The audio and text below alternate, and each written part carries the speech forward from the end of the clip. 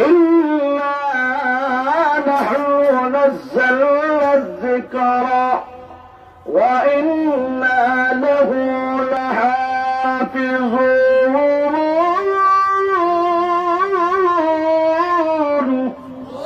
আল্লাহ স্বয়ং ডাক দেবেন, পৃথিবীর মানুষ, আমি আল্লাহ কোরআন নাযিল করেছি, তার হেফাজতের জিম্মাদার আমি আল্লাহ গ্রহণ করেছি।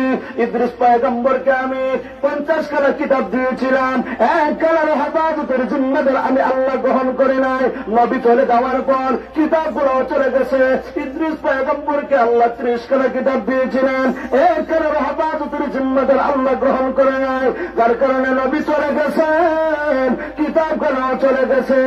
আল্লাহ ইব্রাহিম পয়গম্বরকে 10 খানা শরীফা দিয়েছিলেন, এক খানার হেফাজতের জিম্মাদার আল্লাহ গ্রহণ করে নাই। যার কারণে নবী চলে গেছেন, কিতাবও চলে গেছে। মুসা পয়গম্বরকে আল্লাহ তাওরাত সহকারে 10 খানা কিতাব দিয়েছিলেন, এক খানার হেফাজতের জিম্মাদার গ্রহণ করেন নাই। যার কারণে নবী চলে গেছেন, কিতাবও চলে গেছে। আল্লাহ দাউদ পয়গম্বরের উপরে কিতাব নাযিল করেছেন, হেফাজতের জিম্মাদার নেয় নাই। নবী চলে গেছেন, কিতাবও চলে গেছে।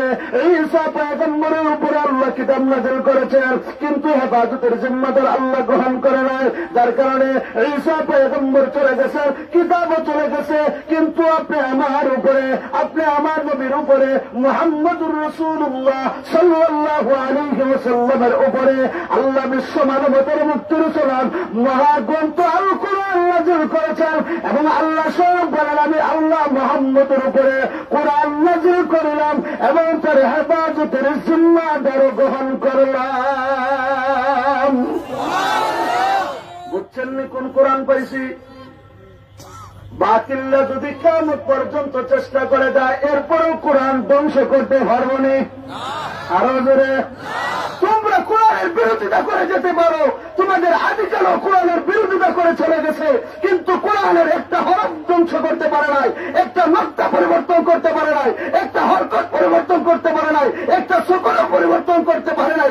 আমরা বলতে পারি, যদি আল্লাহ কোরআনের হেফাজতের জিম্মাদার না থাকে, তাহলে ওয়াল্লাহি তোমরা কিয়ামত পর্যন্ত তার বিরোধিতা করে যেতে পারো, তথাপি কোরআনের যারা পরিমাণে একটা মাত্রাও পরিবর্তন করতে পারবে না। সুযোগ নাই, পারবে না। তোমাদের পাওয়ারলেস, তোমরা চলো আল্লাহর ঠেকছে। যেরকম ঠিক না, আল্লাহ যদি হুকুম করে তাহলে মেয়ে জাম্মাবাজার পর্যন্ত যাইতে পারো। আল্লাহ যদি হুকুম না করে তাহলে এখানে গড়ের মধ্যে লেটা খায় ঘুমাইবা। যেরকম ঠিক না, তাহলে বেড়াগিরি কই দেখাও, বেড়াগিরি কই দেখাও। এজন্য বলবো, কোরআনের বিরোধিতা করো না, সময় থাকতে ঈমান পাক্কা করো, আর জান্নাতের রাস্তা সিরাতে মুস্তাকিম করো। যেরকম ঠিক না।